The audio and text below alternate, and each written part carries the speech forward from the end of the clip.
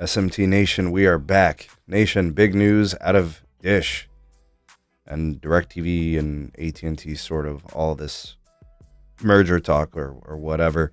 Looks like talks are heating up. They may be nearing a deal. We've had news on this recently, and this has been something that's been ongoing for like 20 years or something. I don't even know really how close we are, but let's take a look at the news.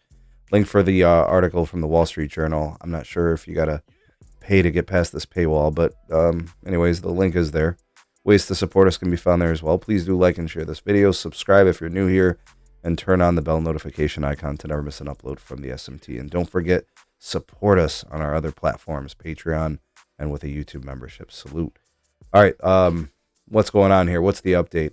Well, so for the most part, it looks like what they're referring to as advanced merger talks between these satellite TV providers. I'll just call them legacy satellite TV providers at this point.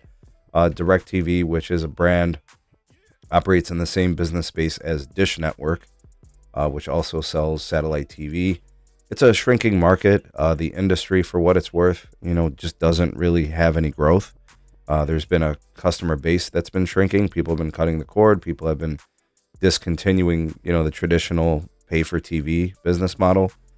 And now with this, reports have been heating up. It looks like they're nearing some kind of deal. There's a couple of things we have to consider, though. One of the things that I would say is there's obviously some debt involved with Dish Network.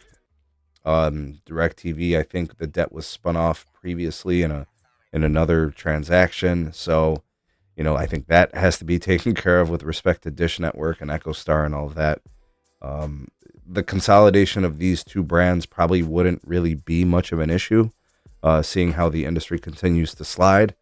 But it says here a deal which could come Monday would create one of the country's largest pay TV distributors, but it's just not a big industry anymore.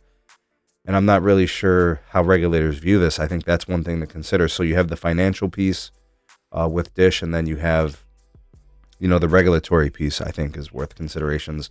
So I guess I'm just going to kind of throw this out there to you guys. So question number one, answer it in the comment section.